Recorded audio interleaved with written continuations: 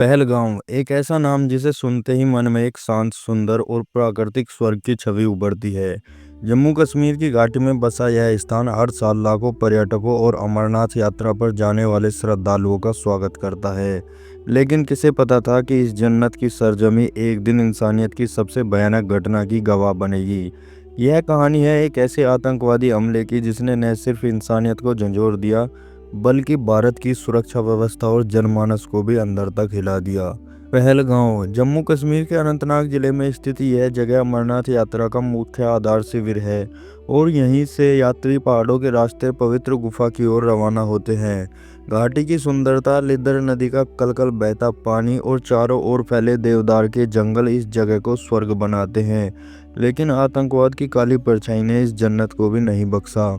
सालों से जम्मू कश्मीर आतंकवाद का शिकार रहा है। पाकिस्तानी आतंकी संगठन जैसे लश्कर-ए-तैयबा, जैश-ए-मोहम्मद और हिजबुल मुजाहिदीन इस क्षेत्र में सक्रिय रहे हैं। हाल के सालों में अमरनाथ यात्रा को निशाना बनाकर आतंकियों ने संदेश देने की कोशिश की थी कि वे किसी भी धार्मिक या सांस्कृतिक प्रतीक को निशाना बना सकते हैं। सुरक्षा बल हर साल यात्रा के दौरान भारी सुरक्षा तैनात करते हैं, फिर भी आतंकियों को एक मौका मिल ही गया। तारीख थी 10 जुलाई 2017। शाम का समय था, सूरज ढल रहा था।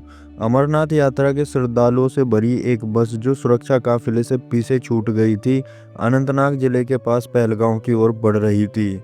इसी दौरान घात लगाए आतंकियों ने उस बस को निशाना बनाया। पहले तो तय योजना के अनुसार उन्होंने ताबड़तोड़ गोलियां बरसाई। इसके बाद बस में चीख पुकार मच गई। गोलियों की आवाज़ों से घाटी गूंज उठी। इस हमले में 7 श्रद्धालु मारे गए और 19 घायल हुए, जिनमें ज़्यादातर महिलाएं थीं। हमलावरों ने घना अंधेरा और सुरक्षा व्यवस्था में खामियों का फायदा उठाया। बस में सवार एक यात्री का कहना था कि हम अचानक गोलियों की आवाज़ सुनने लगे। चारों ओर अफरा तफरी मच गई। हमें समझ नहीं आ रहा था कि क्या हो रहा है।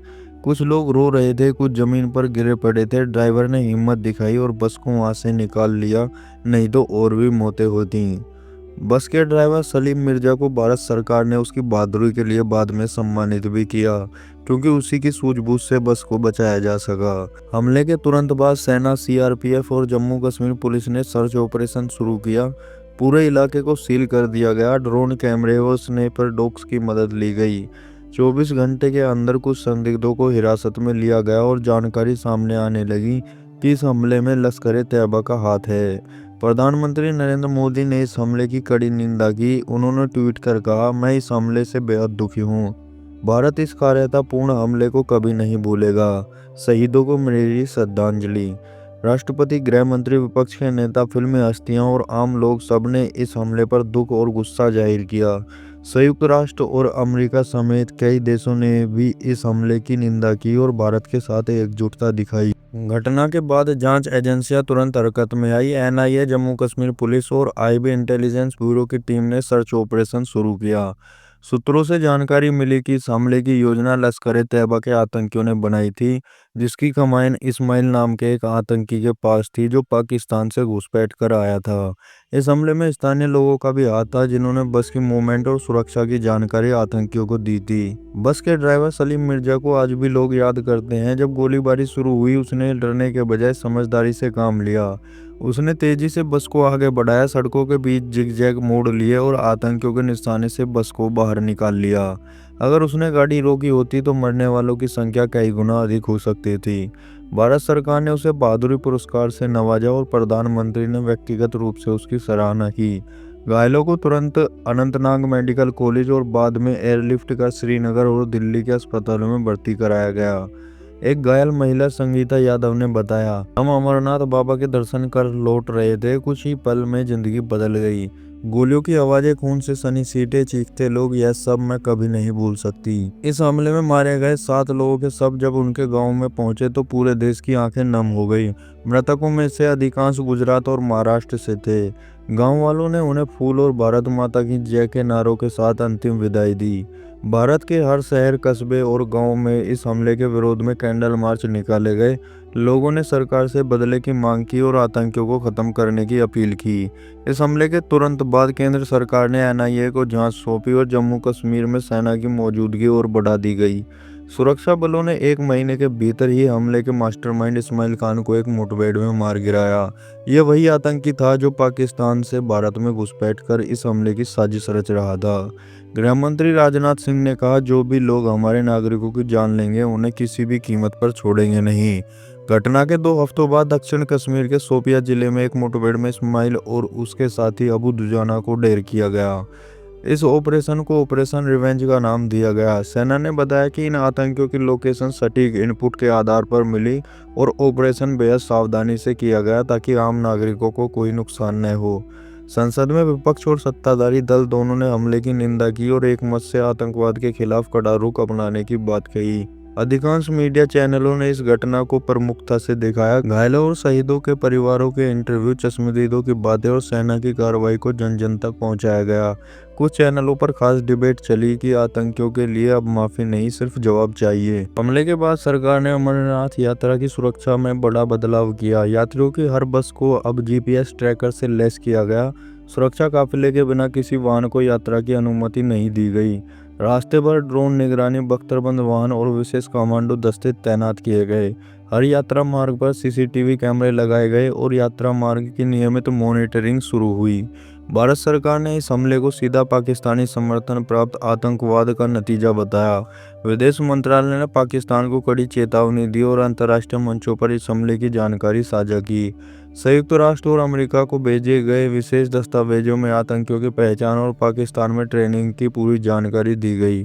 भारत ने पाकिस्तान से कहा, अगर तुम आतंकियों को पालोगे तो परिणाम भी तुम्हें ही भुगतने होंगे। भारत के हर कोने से एक आवाज उठी, आतंकवाद मुर्दाबाद। मीडिया ने न सिर्फ आतंकवाद को बेनकाब किया बल्कि आम जनता को जागरूक भी किया।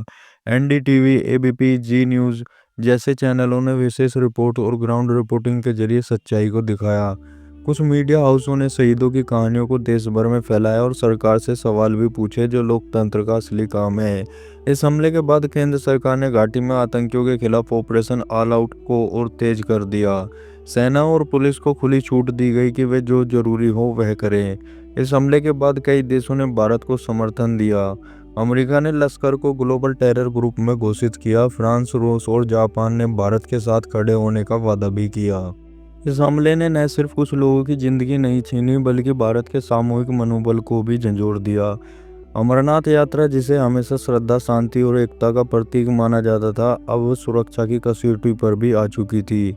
देश भर में सुरक्षा एजेंसियों की रणनीतियों में बदलाव आया। अब हर धार्मिक योजना को हाई अलर्ट पर रखने की परंपरा शुरू हुई। सरकार और स्थानीय प्रशासन ने शहीदों की याद में कई कार्य किए। गुजरात और महाराष्ट्र में शहीद स्मारक बनाए गए। उनके नाम पर सड़कें, पार्क और स्कूलों के नाम रखे गए। कुछ परिवारों को सरकारी नौकरी और घर दिए गए। एक विशेष स्मृति पट्टिका पहलगांव में भी स्थापित की गई, जिस पर लिखा है, धर्म की रक्षा में जान देने वाले अमरनाथ यात्रियों को श्रद्धांजलि। भारत उन्हें कभी नहीं भूलेगा।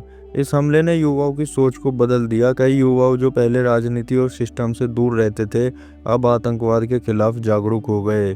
सोशल मीडिया पर अभियान चले, छात्रों ने आर्मी भर्ती में रुचि दिखाई, कई ने एनजीओ और राहत कार्य में भी भाग लिया।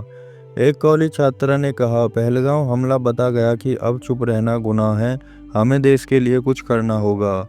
हमले के बाद घाटी में रहने वाले स्थानीय लोगों की सोच में भी परिवर्तन आया। पहले जहां कुछ क्षेत्रों में आतंक के समर्थन में आवाजें सुनाई देती थी, अब वहीं से शांति और विकास की बातें होने लगीं। स्थानीय युवाओं ने आतंकियों से दूरी बनाई, कई ने मुखबिर बनकर सुरक्षा बलों की मदद की। महिलाओं और बच्चों को शिक्षित करने के लिए अभियान शुरू हुए।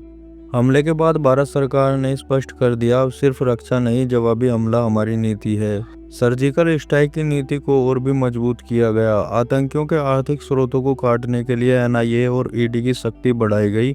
सोशल मीडिया पर कट्टरपंथ फैलाने वालों के खिलाफ साइबर सेल को एक्टिव किया गया।